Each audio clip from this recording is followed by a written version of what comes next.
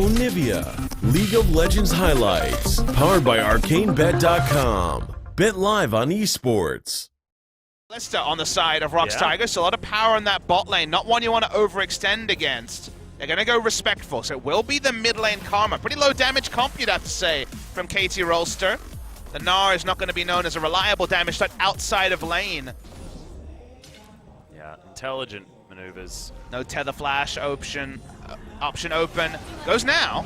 Yeah, there's going to be the snare. There is no chance that Lava's going to get out of this. There's the pop, and the easiest first blood of Score's life goes down in the mid lane. I'm actually not sure whether that is the case. There's the follow-up CC. And the teleport from Pawn. He wants to... No. Gain from the gank on the bottom side of the map, and now Score making a return visit to the mid lane. He's being a jerk. Oh, he certainly is. There's the flash knock-up. Lava, you are most certainly dead once again, and Target, the new guy, is certainly present, though, so he's going to wander back. Well, it's time for a top lane adventure for Score. Yeah, and Shy was successfully baited in. He's going to get knocked up. A Cocoon is going to land in the mid lane, and Score is going to grab yet another kill.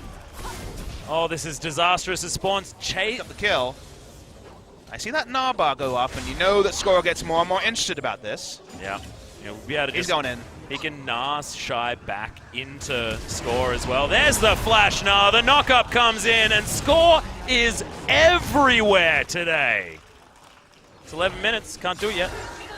They still might go there. Wait in the damn pit till it spawns. Yeah, exactly. It's only 8 minutes. Do you have any patience? Not this again. Oh, God. Lava flashes. Score goes under the turret. Has to flash to avoid that shockwave, as now Devour has to be used. Grey Health eaten up there by Mata, who still has the flash, isn't going to use it, and that's actually going to spell his death. Songwan was down here as well. Damage in the late game is certainly something that you could say about this composition. But kind of as a data point, it gets a little bit less relevant as Pawn's caught. Yeah, this is one of those classic Pawn moments where he's taken down much like... Well. Yeah. See whether he just goes, oh, okay. Arrow going to miss Songwan, but he's still in a little bit of trouble. Good tongue lash for the slow. Mata has to walk all the way around. There's the snare, Songwan. You ain't going anywhere, brother. Smeb's entering in Mega Gnar form. Needs to spend some time with his friends, which is great. He can stay, though, and as a ranged auto attacker, help them take down the turret would be first brick. Yeah, fair few minions here, and not a massive amount of range. That's the exhaust onto Songwan, but... Songyun, sorry, is Score. He's going to make his way in. May get stunned under the turret. Okay, he's going to fall down. That's all too easy, and that is shutdown goal going to the Callista. I don't think any more could have gone wrong there, Papa Smithy. Slava almost gets the kill onto Pawn as well. Deft flashing, Shy in trouble. Smeb in Mega Gnar form, and is going to get a Gnar underneath the turret. Massive stun, but they're just healthy enough, and Shy was the one that sent win rate on this champion, admittedly with a sample size of 1, but there's ever a good news story, it is certainly that, as here's a big gank onto the Crocodile. Yep, Shy, you are mega dead. He's going to try and clear the wave and hope for third shots to do extra work, but it's 18 minutes in, they don't. But now, KT not expecting it, no Hawk shot either.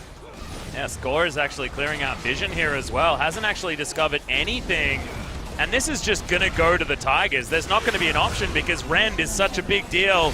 Songwan's going to lock down that Baron buff, and can KT actually get anything off the back of this? Doesn't look like it. Fate's call. Songyun wants to turn this around. They're looking for the pick onto Mata, and I think the call is to let the catfish go.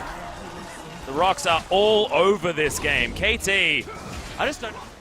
The composition's good from the Tigers. Their early game control was not necessarily there with Score taking over the game, but if you get it handed back to them, best be ready. As now Score is going to be taken down. This looks to be the last-ditch effort from KT as Deft. Big shields coming in, but he just can't get the damage through that Unbreakable. In goes Smeb, 4-man Gnar, as the Fate Score is going to save the support. Mata gets down. That's going to be the shockwave, but it's only onto the Tahm Kench.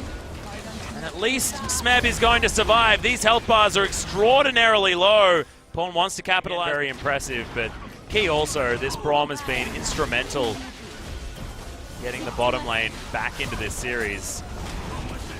This tower should fall pretty quickly, as it does.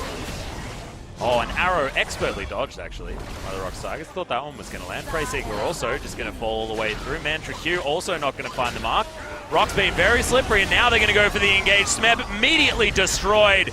Redemption's going to be available. Cleans up the backline as far as the health bar, and Deft, He's been exhausted. Two-man shockwave from Lava, and that is the performance we wanted. The debut, he finally gets, and on to the fountain goes Songwon. Okay, Score's going to be able to grab that kill. And that's going to be the Nexus falling down. Tigers answer back and even up the series against KT.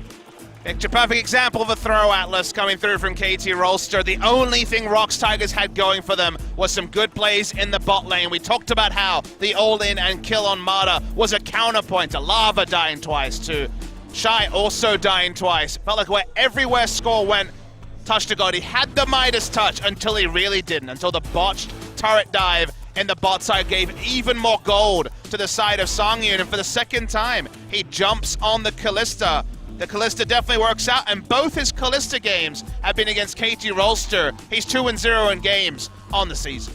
Yeah, and once again, it's Pawn picking up the Karma and not necessarily having it. It was game 3 versus SKT that KT honestly didn't look like they were a part of that, especially after a certain amount in. A lot of it had to do with the Jhin face checking, but